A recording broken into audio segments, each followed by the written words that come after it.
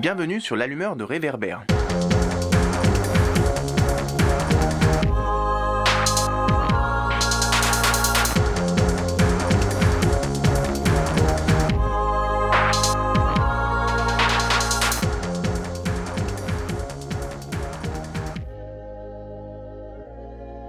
Bonjour à toutes et à tous, je suis David Brites. C'est moi qui animerai ce nouvel épisode du podcast de l'allumeur de Réverbère. Aujourd'hui, nous allons tourner notre lanterne sur la situation difficile de la jeunesse qui est au centre de l'actualité dans le contexte de la crise économique que l'on connaît depuis mars 2020 avec la pandémie de Covid-19. Bien entendu, il n'y a pas une jeunesse, mais des jeunes, et c'est bien sur la situation de celles et ceux qui pâtissent le plus de la crise, dépourvus de sécurité de l'emploi ou privés de certains minima sociaux, dénués également de tout patrimoine significatif, que nous allons nous pencher.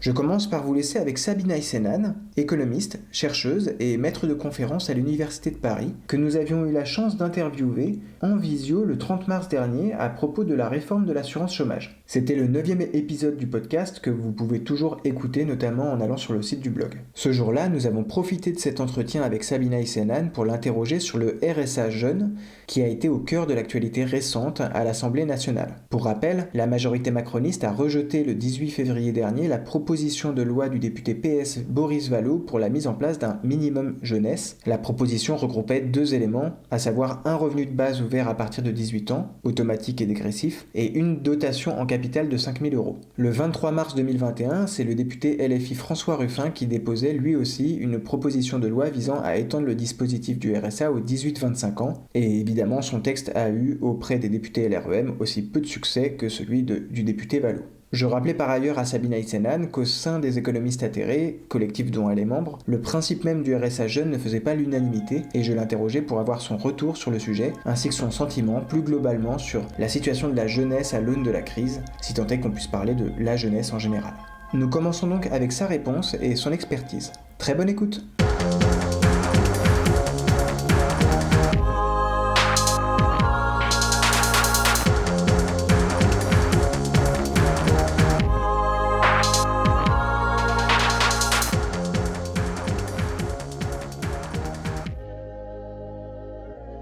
Alors, il faut savoir que le débat sur le RSA, la grande majorité des économistes atterrés, il y a une position ultra minoritaire, vraiment, mais la grande majorité des économistes atterrés sont pour, alors de différentes manières, ça peut être avec l'extension du RSA aux moins de 25 ans, mais sont pour la mise en place d'un revenu pour les jeunes. Ça peut être une allocation d'insertion, ça peut être une allocation d'autonomie, ça peut être du RSA, ça peut être le développement des bourses. Donc, tout le monde n'est pas d'accord sur les moyens, mais tout le monde est pour fournir un minimum de subsistance. C'est plus la question des moyens et des prestations sociales qui fait débat plus que la question d'ouvrir le RSA à moins de 25 ans. Alors juste pour préciser, il faut savoir qu'on est une exception en Europe d'avoir un de nos minima sociaux, donc notre minimum social qui est le revenu de solidarité active, qui n'est pas accessible aux moins de 25 ans, sauf exception. Il y a quelques exceptions. Il y a notamment ceux qui sont jeunes parents. Les mères seules, notamment, peuvent bénéficier, lorsqu'elles ont moins de 25 ans, elles peuvent bénéficier du RSA. Si vous vivez avec quelqu'un qui a plus de 25 ans qui perçoit le RSA et si vous êtes avec cette personne-là et que vous êtes, par exemple, taxé, bien vous y avez le droit. Dans le mode de calcul, normalement, est pris en compte le couple. Et un dispositif avait été mis en place qui était d'ouvrir le RSA aux moins de 25 ans. Le dispositif du RSA jeune.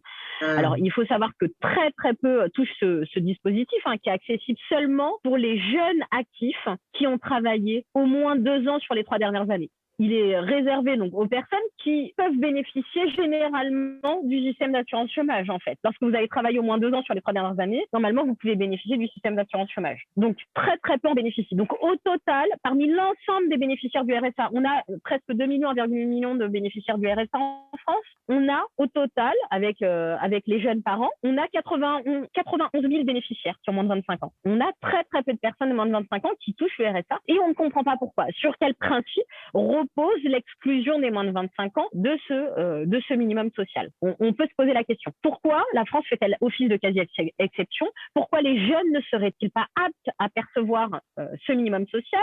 Et pourquoi on laisse tant de jeunes sans filet de sécurité? Donc, on retrouve souvent les débats, les mêmes débats, les mêmes anciennes. Fournir un revenu aux jeunes, eh bien, selon eux, ça découragerait les jeunes à accepter un emploi. J'ai même entendu le fait que fournir un revenu aux jeunes, ça les désinciterait à effectuer des études. Donc, on oublie que les études les plus prestigieuses en France, que ça soit Normal Sup ou Polytechnique, permettent de percevoir un revenu qui est bien supérieur au RSA.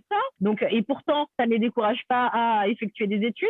Si ça les décourageait, on le saurait. Donc, on ne comprend pas pourquoi on n'élargit pas le RSA aux moins de 25 ans. Alors, bien sûr, d'autres solutions sont possibles. Par exemple, mettre en place une allocation d'autonomie, une allocation d'études, une allocation d'insertion qui serait certainement plus émancipatrice. Bien sûr, il faut des emplois stables à côté pour permettre à ces jeunes d'accéder à un emploi stable. L'objectif, ce n'est pas juste de fournir un filet de sécurité, c'est de permettre aussi à ces jeunes de s'insérer correctement sur le marché du travail et dans le système d'emploi. Et l'État peut largement contribuer à répondre à ces besoins sociaux, à ces besoins écologiques insatisfaits en créant des emplois dans l'éducation, dans les hôpitaux, dans la petite enfance aujourd'hui, dans la dépendance, et créer des emplois pérennes, pas des CDD comme on le voit avec Pôle emploi, des emplois qualifiés. Là, aujourd'hui, on se rend compte que la majorité des écoles doivent fermer avec des cas contacts. La pandémie montre à quel point on manque d'embauches et d'enseignants dans notre pays. On manque également de personnel soignant dans nos hôpitaux. Au contraire, on aurait dû embaucher massivement pour recruter du personnel, à la fois du personnel soignant, mais également des enseignants formés et des enseignants qui aient le temps de se former, puisque la réforme également de la formation des enseignants conduit à diminuer leur temps de formation. Et donc, on envoie directement devant les élèves des gens qui ne sont pas formés. Tout cela pour combler des manques et pour combler un manque d'enseignants. Donc là, on voit bien que la crise sanitaire, elle a révélé à la fois les manques du service public, le manque de recrutement du service public, les pénuries de postes pérennes dans le service public. Et puis également, elle a montré les difficultés que connaissent les jeunes en termes de pauvreté et d'inégalité. Alors bien sûr, vous l'avez bien précisé, la jeunesse n'est qu'un mot, et c'est notre père Bourdieu qui le disait très bien. En effet, on a un groupe très hétérogène. C'est vraiment une question qui se pose. Est-ce qu'il faut aider tout le monde? Est-ce qu'il faut aider les étudiants qui peuvent venir de milieux plus favorisés que les autres? Et il y a des jeunes qui sont déjà en emploi. Il y a ce qu'on appelle des NEET. Ça, c'est le terme qui est utilisé notamment en Europe pour désigner les jeunes qui sont ni en emploi, ni en formation initiale ou ni en formation professionnelle. Pourquoi on utilise ce terme? C'est parce qu'il y a beaucoup de jeunes qui ne s'inscrivent pas à l'assurance chômage, qui ne s'inscrivent pas à Pôle emploi parce que ils ne perçoivent pas, ils ne perçoivent rien. Alors pourquoi ils iraient s'y inscrire s'ils ne perçoivent rien et s'ils sont mal accompagnés? Cet indicateur est un indicateur beaucoup plus pertinent puisqu'il nous permet d'avoir une meilleure réalité des difficultés des jeunes dans le système d'emploi. Alors, malgré leur situation qui diffère, on a vu qu'avec la pandémie, on a vu à la fois des étudiants, à la fois des jeunes sans emploi être dans des situations très, très dures. Ils doivent faire face à une dure réalité. On le voit dans un contexte où depuis de nombreuses années, la période de transition entre la fin du système éducatif et l'accès à un emploi pérenne, elle n'a cessé d'augmenter. Aujourd'hui, on a plus d'un jeune sur 5 qui vit sous le seuil de pauvreté. On a un taux de chômage des moins de 25 ans qui est de l'ordre de 22%. On a des emplois qui sont occupés par les jeunes qui sont des emplois majoritairement temporaires. C'est pour ça qu'ils ont subi de plein fouet et qu'ils subissent de plein fait les crises économiques et les effets de cette crise sanitaire.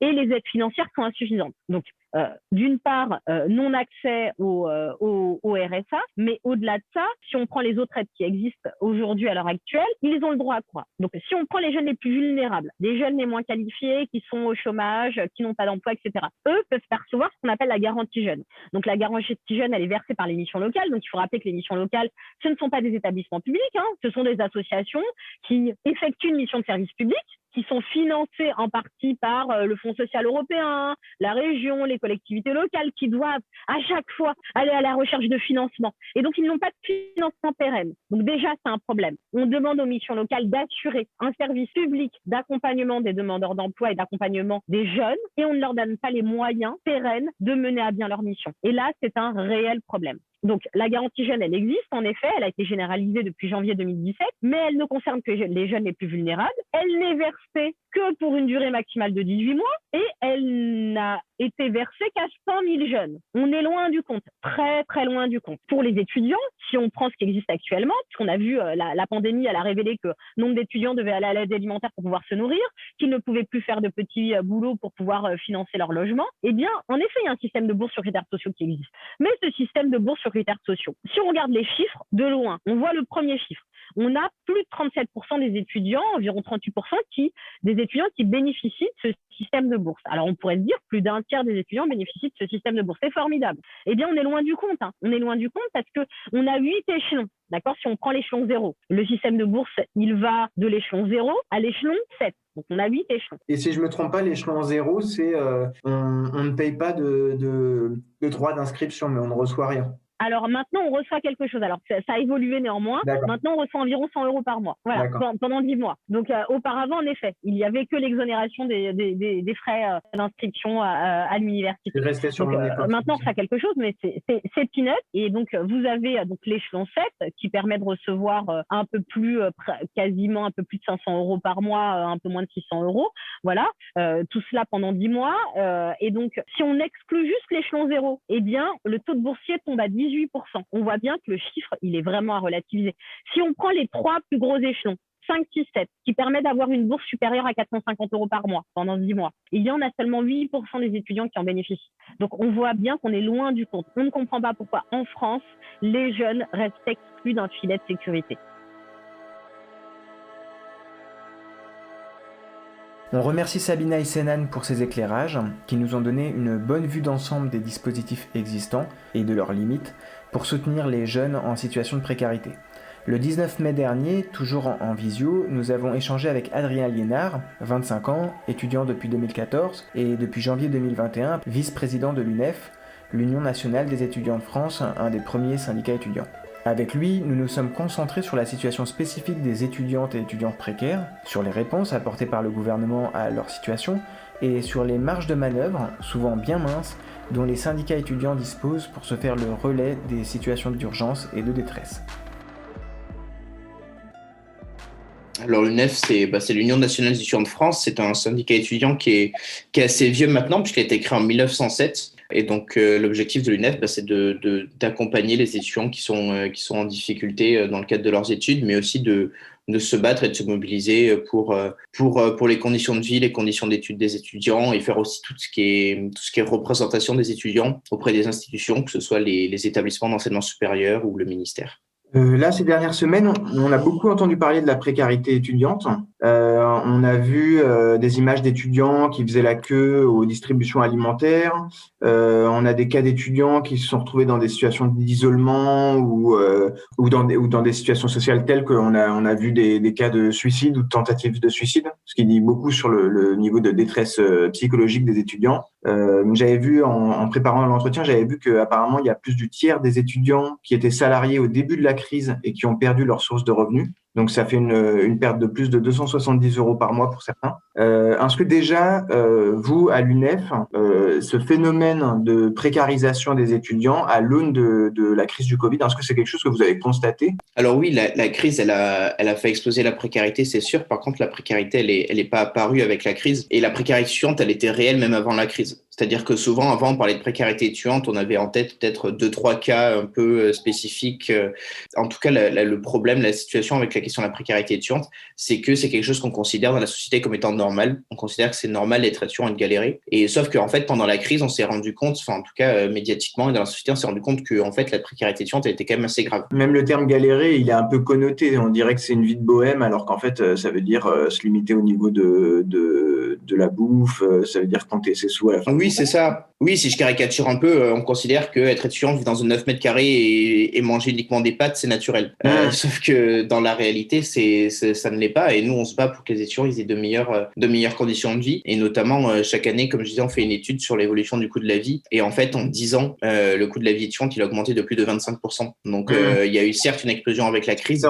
Par contre, c'est pas nouveau, quoi. C'est pas quelque chose qui est apparu là avec la crise de Covid. Est-ce que c'est possible de faire un portrait type de l'étudiante ou de l'étudiant précaire? Est-ce que typiquement c'est plutôt une fille, plutôt un garçon, plutôt coupé de sa famille, plutôt travaillant à côté mais qui a perdu son emploi dans le contexte de la crise? Est-ce que ça c'est possible de faire ou est-ce que il y a trop de diversité dans les cas d'étudiants précaires? Le profil type, il risque d'être effectivement un peu compliqué parce qu'il y a pas mal de diversité dans les étudiants précaires et surtout il y a différents types de précarité. Par contre, ce que je peux faire, c'est vous dire un peu les publics d'étudiants qui sont parmi les plus précaires. Déjà, vous avez les étudiants étrangers parce qu'ils ont accès à très peu d'aide sociale. Et en plus de cette précarité financière, il y a une précarité administrative, c'est-à-dire toute la question des titres de séjour, des visas qui doivent sans cesse renouveler. Et le fait de valider son année, ce n'est pas quelque chose qui assure derrière d'avoir un renouvellement de titre de séjour. Après, effectivement, vous avez la question de l'accès à la santé aussi qui touche un certain nombre d'étudiants. Et ça,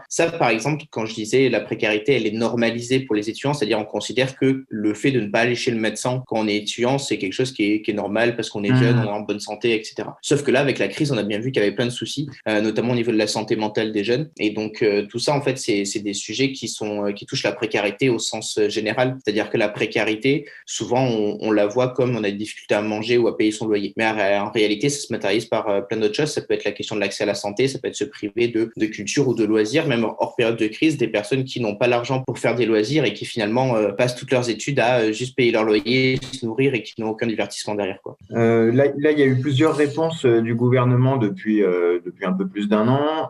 J'avais vu qu'il y avait une aide de 150 € en décembre 2020 qui avait été octroyée pour l'année universitaire en cours au bénéfice des boursiers. Il y a un gel, donc c'est pas une baisse, au moins il n'y a pas de hausse. Il y a un gel du montant des loyers Crous. Il y a un ticket U à 1 € pour tous les étudiants, un gel des droits d'inscription pour la seconde année d'affilée. Alors, il me semble qu'il y a aussi eu une initiative assez récente par rapport à l'appui psychologique des étudiants. Il me semble une aide pour je sais plus combien de rendez-vous psy pour les étudiants qui le demandaient ou quelque chose comme ça. Bon, déjà, tout ce paquet de mesures d'aide du gouvernement, qu'est-ce que vous en pensez? Déjà, la problématique que nous, on y voit, c'est que, comme je disais, la précarité étudiante, elle est structurelle. Elle date de longtemps et elle s'installe longtemps. Le problème qu'on a avec les mesures du gouvernement, ce sont des mesures d'urgence. Donc, certes, ça peut aider un certain nombre d'étudiants à l'heure actuelle. Le problème, c'est que c'est très court-termiste. Et c'est-à-dire, le gouvernement réagit en disant on a une crise qui est médiatisée, on va répondre avec des mesures à court terme et parfois même des mesures qu'ils surmédiatisent par rapport à leur efficacité. Je vais prendre 2 exemples. Le premier, c'est celui du restaurant universitaire à 1 €. Donc, en France, on a à peu près 2,7 millions d'étudiants. Par contre, il n'y a que 800 structures de restauration du Crous. Donc, il y a tout un tas de territoires où il n'y a pas de structure de restauration du Crous et donc pas d'accès au restaurant universitaire à 1 €. Ça, c'est lié au fait qu'on sous-finance le service public des Crous depuis des années. La deuxième chose, c'est la question du chèque psy à 1 €. Déjà, du chèque psy, pardon, pas du chèque psy à 1 €, du chèque psy gratuit, des 3 séances gratuites. Pour pouvoir y accéder, il faut avoir en fait un certificat médical de médecin généraliste pour pouvoir entrer dans ce programme-là. Et donc, du coup, ce qui entraîne aussi des freins à l'entrée parce que le médecin généraliste, lui, n'est pas remboursé. Donc, pour les étudiants qui n'ont pas mutuelle, ils doivent le payer. Et ensuite, pour les étudiants qui ont vraiment besoin d'un suivi psychologique, 3 séances, ça ne suffit pas. Et donc, du coup, la question, c'est qu'est-ce qu'on fait après les 3 séances, quoi. Du coup, le discours porté par l'UNEF, c'est qu'il faut quoi comme mesure actuellement pour répondre et à l'urgence et de façon structurelle à la situation des étudiants précaires? Le problème qu'on a, c'est que là, on a une vision qui est très paternaliste, comme je disais. En plus d'être court-termiste, ces visions sont très paternalistes. C'est-à-dire qu'on considère que les étudiants, on ne va pas forcément augmenter les aides directes. Nous, c'est ce qu'on demande globalement, une augmentation des aides directes, c'est-à-dire une augmentation des bourses et du nombre de boursiers pour pouvoir permettre, en fait, bourse, aide au logement, augmenter les montants pour plusieurs raisons. Déjà parce que, comme je disais, la précarité étudiante, elle a de multiples conséquences. C'est pas que sur la question du logement, c'est pas que sur la question de la restauration, c'est pas que sur la question de la santé mentale. Parfois, un étudiant peut avoir besoin d'accéder à un médecin pour autre chose que des soins psychologiques. Il n'a pas les capacités financières. Parfois, un étudiant, je ne sais pas, moi, il a besoin de son permis pour pouvoir aller en cours parce qu'il habite dans une région où il y a peu de transports en commun. Il a besoin de pouvoir le payer. Et donc, en fait, des difficultés étudiantes, elles sont multiples. Et donc, c'est pour ça qu'il faut donner des aides financières directes pour que chaque étudiant, en fait, puisse dépenser là où il en a besoin. Le problème qu'on a, c'est qu'on a une vision qui est paternaliste en disant on va pas augmenter les aides directes, on va choisir quels sont les problèmes des étudiants et du coup, on va choisir comment y répondre. Et donc, du coup, on considère, par exemple, qu'il y a un problème d'accès à l'alimentation, ce qui est vrai pour le coup. Et donc, du coup, on va mettre en place le ticket restaurant universitaire à 1 € au lieu d'augmenter les aides directes. Sauf que le souci qu'on a, c'est, comme je disais tout à l'heure, tous les étudiants qui ne sont pas à proximité d'un restaurant du Crous pour pouvoir accéder au ticket rue à 1 €, mais aussi de manière générale toutes les dépenses nécessaires qui ne sont pas de l'alimentation. Tous les les produits de première nécessité ne sont pas nécessairement de l'alimentation. L'UNEF, c'est un syndicat étudiant, donc c'est-à-dire qu'en soi, c'est un corps intermédiaire. Donc quand on dit corps intermédiaire, c'est-à-dire que c'est un corps intermédiaire entre les étudiantes, les étudiants et le pouvoir au sens large, c'est-à-dire que c'est les directions d'établissement, c'est le gouvernement. Comment l'UNEF, puis les syndicats étudiants en général, comment en ce moment, de façon très concrète, vous faites le relais des revendications ou des besoins ou de l'urgence vis-à-vis du pouvoir, justement, vis-à-vis du pouvoir au sens large à différentes échelles? Ouais, en ce moment, c'est assez complexe. On a quand même un gouvernement qui méprise les jeunes, qui a passé une longue phase aussi à mépriser les organisations représentatives, que ce soit celles des étudiants, même les corps intermédiaires de manière générale dans la société. Je pense que le plus gros exemple de ça, c'est quand même un gouvernement qui ne reçoit pas les organisations représentatives des étudiants, mais qui par contre fait des lives avec des influenceurs sur les réseaux sociaux pour dire qu'il s'adresse aux jeunes. Et donc du coup, là, on a vu qu'on avait un gouvernement qui était entièrement dans la communication et pas forcément dans le dialogue. Donc en effet, l'échange avec le gouvernement, il est complexe parce qu'on a un gouvernement qui est assez fermé à la question de la discussion avec les corps intermédiaires, si ce n'est pour nous inviter et présenter leur programme en disant que tout a été répondu et qu'il y a aucune critique à soulever. Et donc du coup, c'est pour ça que, en tout cas, nous à l'UNEF, c'est pas le choix de toutes les organisations, mais nous à l'UNEF, et c'est d'ailleurs quelque chose qui ne date pas du gouvernement, on fait le choix aussi de se mobiliser notamment dans la rue, sur les universités, parce qu'en fait, se faire entendre, c'est pas seulement aller dans un rendez-vous au ministère et présenter la situation des étudiants et les propositions qu'on peut avoir. C'est aussi se mobiliser pour pouvoir créer un rapport de force et pouvoir se faire entendre aussi, notamment en médiatisant toutes les questions de précarité étudiante, de précarité dans l'enseignement supérieur, d'accès aux études, enfin toutes les choses sur lesquelles on se bat au quotidien. Ça a été possible ça dans les dernières semaines ou dans les derniers mois, parce que le contexte il est un peu particulier en plus, même pour pouvoir manifester. Ça a été possible ça de se mobiliser un peu, parce que même le peu de manifestations qu'il y a manque un peu de visibilité, parce qu'on est l'actualité, surtout dans les grands médias, elle est un peu pourrie, soit par le contexte du Covid en soi, soit par des trucs d'actualité qu'on nous ressort sur la sécurité, sur le terrorisme, sur l'islam, etc. Alors oui, nous, sur les mobilisations, on en a fait quelques-unes, notamment fin janvier et mi-mars. Bon, il n'y avait pas autant de monde que ce qu'on peut avoir en temps classique, mais c'était quand même important d'être là et de montrer en fait au gouvernement que c'est pas parce qu'on est en période de crise sanitaire qu'on peut rouler sur les revendications des jeunes et sur la situation des jeunes sans qu'il y ait de résistance. Et après, la deuxième chose, effectivement, bon après, nous, c'est aussi notre rôle de syndicat, de mettre, si je peux dire, à l'agenda médiatique les problématiques qui concernent les étudiants. Donc oui, parfois c'est un petit peu compliqué parce que notamment là on arrive en période électorale, même si les élections présidentielles sont dans un petit moment, ça se prépare maintenant et donc l'agenda médiatique est de plus en plus occupé par ces questions-là. Mais c'est aussi notre rôle de pouvoir le faire et notamment voilà, avec la question de la précarité et des suicides, ça a été médiatisé en décembre-janvier et parce qu'en fait les suicides ils sont pas apparus à cette période-là, il y en avait déjà, sauf qu'avant ça ne quittait pas forcément la presse régionale ou la presse locale qui disait qu'il y avait un étudiant retrouvé mort dans sa cité universitaire.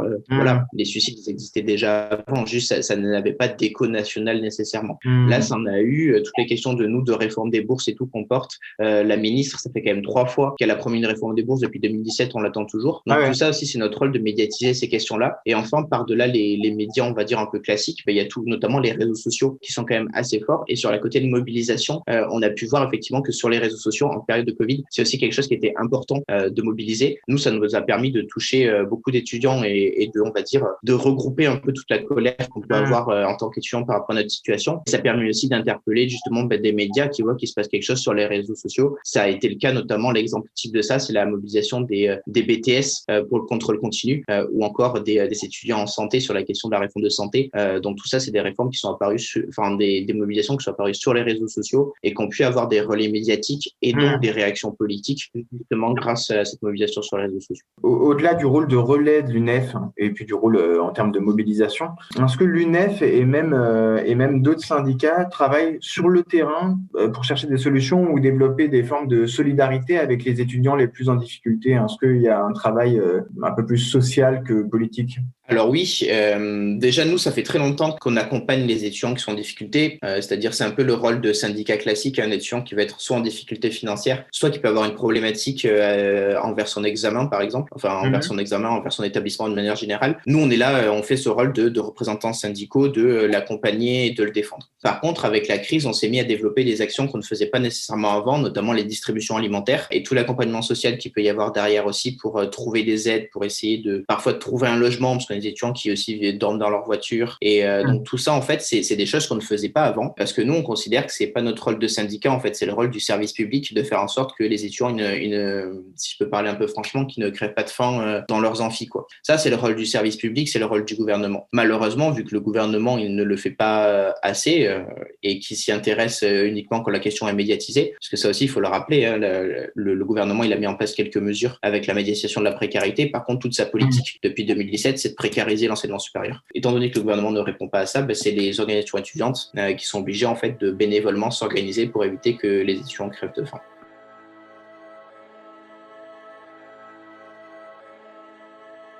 On remercie Adrien Liénard pour son témoignage, et après la situation des étudiantes et étudiants, nous avons voulu tourner notre lanterne sur la situation des moins de 25 ans en situation de précarité qui sont sortis du cadre scolaire et qui cherchent donc à s'insérer sur le marché du travail. Pour cela, nous avons rencontré à Bagnolet Pierre Villa, responsable de l'antenne de la mission locale pour l'insertion professionnelle et sociale des jeunes. Pierre Villa nous a apporté son point de vue sur la situation des 16-25 ans à l'aune de la crise économique dans un territoire, la Seine-Saint-Denis, qui connaissait déjà de lourdes difficultés avant l'apparition du Covid-19. Notre échange débute sur un rappel de ce qu'est une mission locale, structure que Sabina Isenan, au début de cet épisode, avait déjà mentionnée.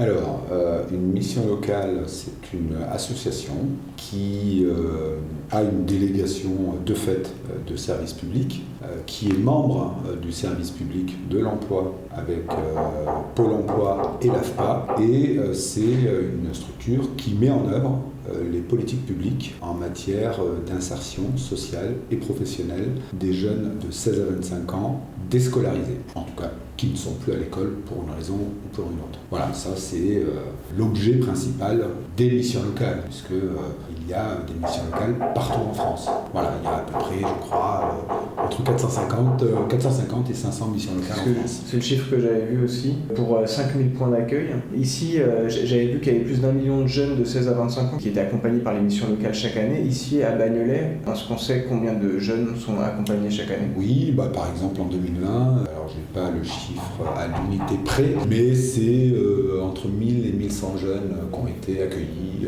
et accompagnés diversement selon les situations. Ici, on est dans l'antenne de Bagnolet, qui est partie intégrante d'une mission locale plus vaste, qui travaille sur plusieurs communes. Comment ça se structure exactement ? À Bagnolet, l'antenne de Bagnolet est une des antennes de la mission intercommunale pour l'emploi des jeunes 4-93.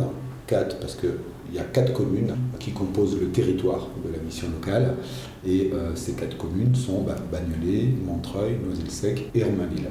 Il y a une antenne dans chacune de ces communes et également une direction qui gère l'ensemble des 4 antennes et donc de la mission locale. On accueille les jeunes de ces 4 communes. Ici, on est dans un territoire, la Seine-Saint-Denis, qui est marqué par un taux de chômage assez important. La Seine-Saint-Denis, c'est dans le top 10 des départements hexagonaux qui ont le taux de chômage le plus élevé. J'avais vu, en préparant un peu cet entretien, j'avais vu des chiffres sur le taux de chômage des jeunes de 18 à 24 ans en 2015, donc ça veut dire déjà avant la crise du Covid, on avait 28% de jeunes qui étaient sans emploi ni formation. On a 40% des habitants de la Seine-Saint-Denis qui habitent en quartier de politique de la ville. Là, ici, à Bagnolet, le QPV le plus important, c'est les Malassis. Avant même de parler de la crise du Covid-19 et de l'impact que ça a sur la recherche d'emploi ou d'insertion professionnelle des jeunes, est-ce que déjà, si on devait essayer de lister les principaux freins à l'insertion professionnelle des jeunes, issus par exemple d'un territoire comme la commune de Bagnolet, quels freins vous pourriez lister qui se présentent face à un jeune de 16 à 25 ans qui sort du système scolaire et qui recherche un emploi ? La principale problématique d'accès à l'emploi pour les jeunes des Malassis, en l'occurrence, quartier QPV de Bagnolet, mais comme j'allais dire de l'ensemble de la population jeune, en l'occurrence. La principale problématique, c'est le chômage de masse installé depuis des décennies en France. Ça manque de débouchés du coup ou... Il n'y a pas assez d'emplois. Et quand je dis installé en France depuis 30 à 40 ans, avec tous les effets sociaux, économiques que ça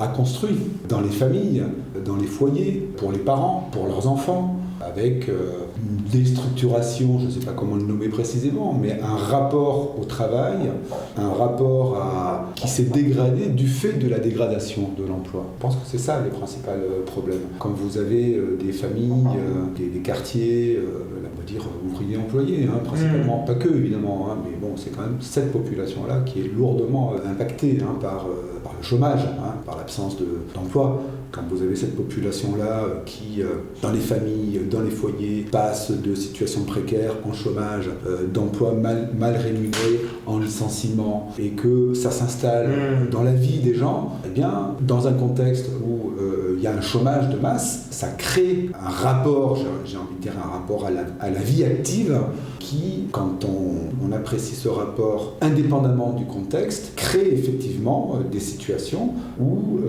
des jeunes, pas tous, des jeunes vont effectivement rencontrer des freins.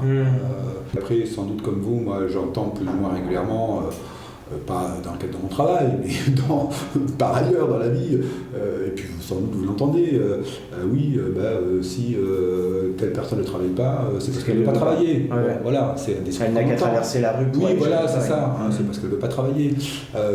Si telle personne ne travaille pas, c'est qu'elle préfère toucher les allocations chômage, parce qu'on gagne davantage en touchant les allocations chômage qu'en allant travailler, ce qui n'est pas vrai.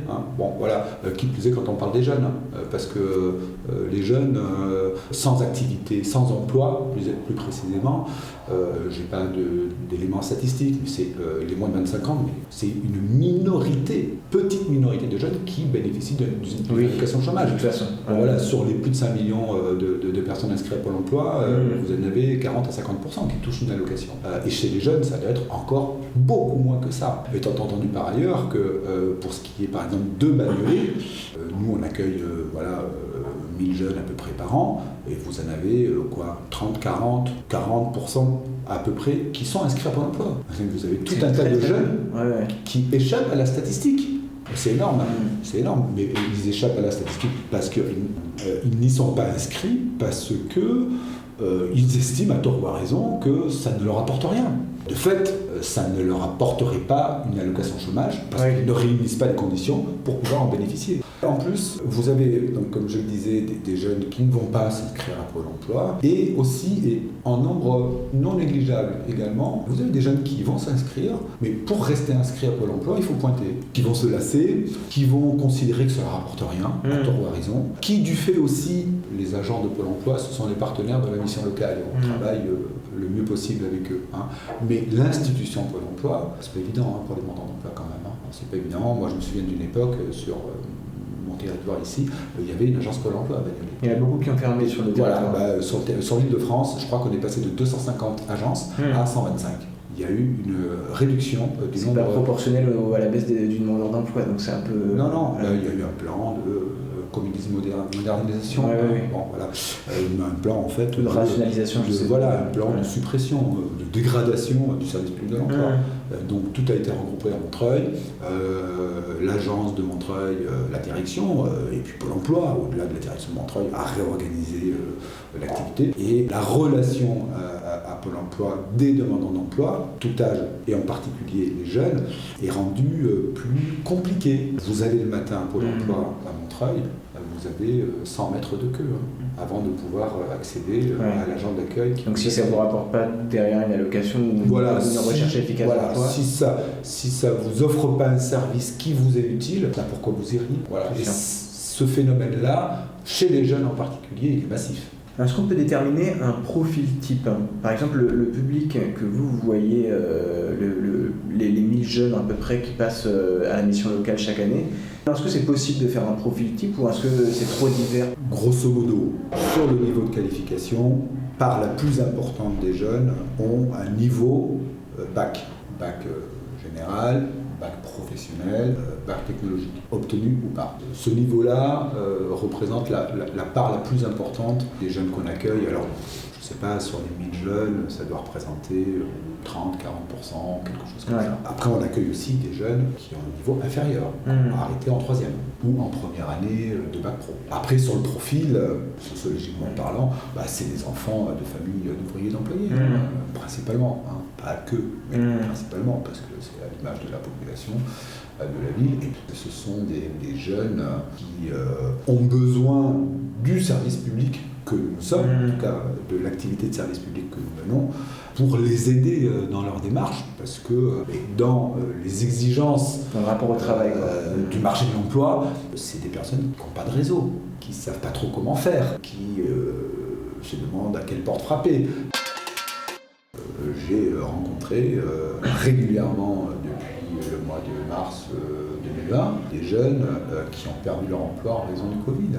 C'est quel type de profil d'emploi ? Alors, moi, j'ai rencontré vraiment des jeunes qui travaillaient dans la zone aéroportuaire de Roissy-Charles de Gaulle, notamment dans des métiers dans la sûreté, dans la manutention, alors sur des statuts de type intérimaire ou CDD. Leur mission n'a pas été reconduite parce qu'il y a eu une baisse de l'activité de la zone aéroportuaire de Roissy-Charles de Gaulle. J'en ai rencontré un certain nombre. J'ai rencontré également des jeunes qui ont perdu leur activité dans la vente et la restauration, en raison d'une baisse, voire d'une cessation de l'activité dans ces secteurs. Et effectivement, on a constaté aussi un accroissement de l'accueil des jeunes diplômés. Voilà, bac plus 2, bac plus 5.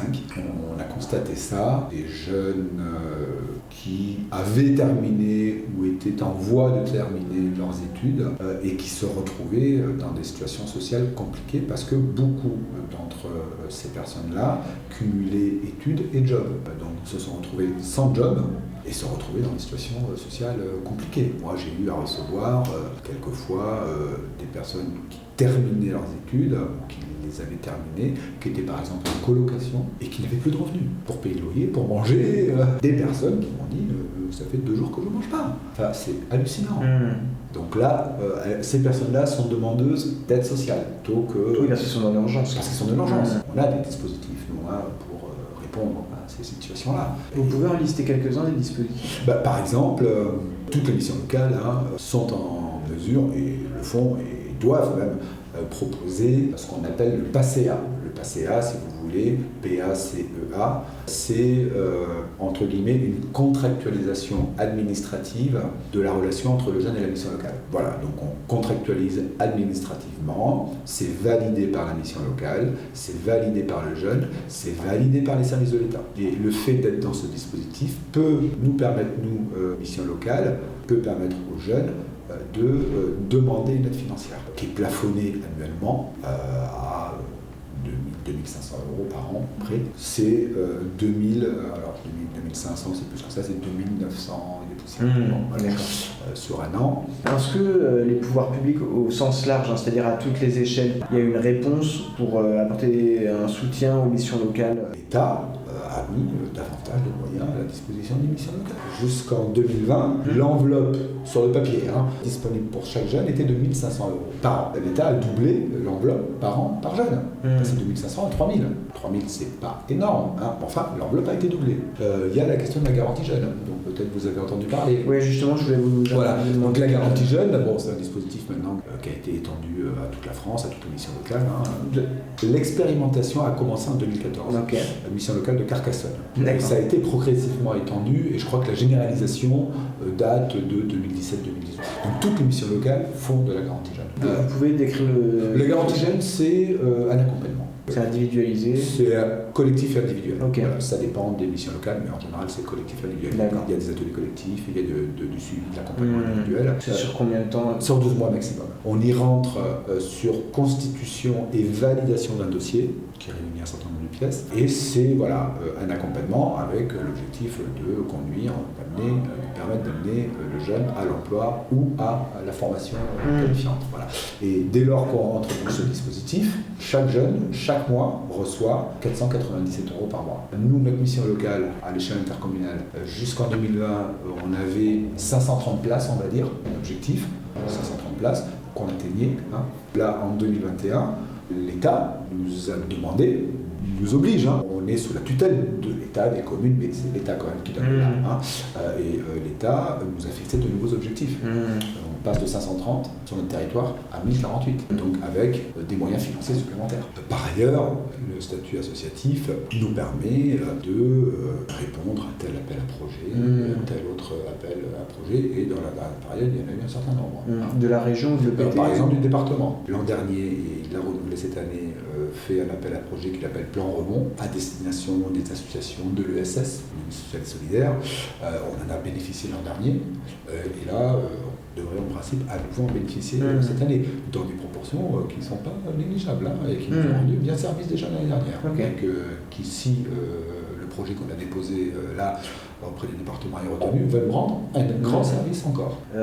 Qu'est-ce qu'il faudrait faire pour globalement améliorer l'insertion professionnelle dans un territoire comme Bagnolet? Quelles pistes de solution, quelles pistes de réflexion est-ce que vous pourriez lister? Moi, je pense que ce qui est important, c'est d'autant que possible structurer les relations et le maillage entre les acteurs qui interviennent de près ou de loin sur les questions d'insertion des jeunes. On est une ville comme Bagnolet, qui n'est pas une très grande ville par ailleurs. Vous avez un certain nombre d'acteurs là-dessus. Vous avez effectivement la mission locale. Mais vous avez aussi des associations qui, plus ou moins directement ou indirectement, vont avoir à travailler avec des jeunes pour lesquels, à un moment donné, la question de leur situation de travail va se poser.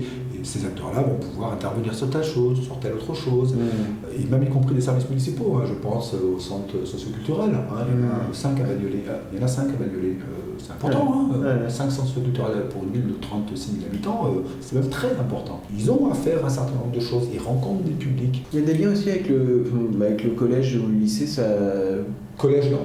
Collège, non. Alors, éducation nationale, oui, il y a des liens, notamment au travers de la MLDS, mission de lutte contre le décrochage scolaire. Okay. Il y a même des liens partenariaux opérationnels. D'accord. Il y a des jeunes qui sortent du système scolaire qui sont reconduits vers la... Oui, parce que l'État a mis en place un dispositif qui s'appelle Obligation de formation, qui concerne les jeunes entre 16 et 18 ans, décrochage scolaire. C'est récent, ça? C'est tout récent. Ça se met en place là en 2021. Qui fait obligation aux missions locales de prendre en charge.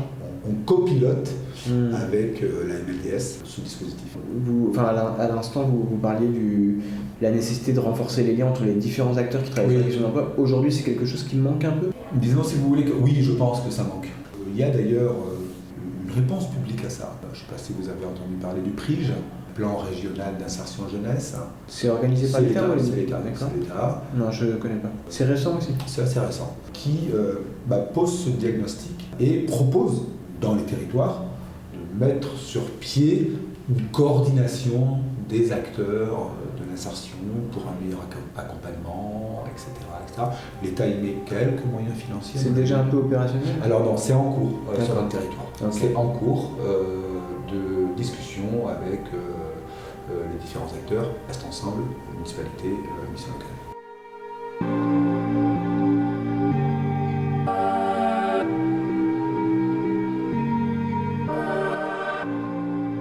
Merci à Pierre Villa pour son analyse. On arrive au terme de notre épisode consacré à la situation des 18-25 ans en situation de précarité. On espère que cet épisode vous a plu et tout en sachant qu'il n'était pas possible d'être exhaustif en la matière, on espère qu'il vous a donné des clés de compréhension sur la situation des moins de 25 ans, sur les dispositifs existants pour les appuyer et sur les carences de ces mêmes dispositifs. On remercie à nouveau nos 3 intervenants pour leur expertise à cet égard. À 1 an de l'élection présidentielle, la perspective ne serait-ce que lointaine d'une sortie de crise du Covid-19 pose la question des nouveaux moyens qui seront proposés pendant la campagne électorale pour soutenir celles et ceux qui, dans cette génération née autour de l'an 2000, connaissent le plus la précarité ou sont le plus menacés par la pauvreté et doivent désormais s'insérer dans le monde du travail. Et il conviendra d'être attentif aux différentes propositions des candidates et candidats sur ce sujet.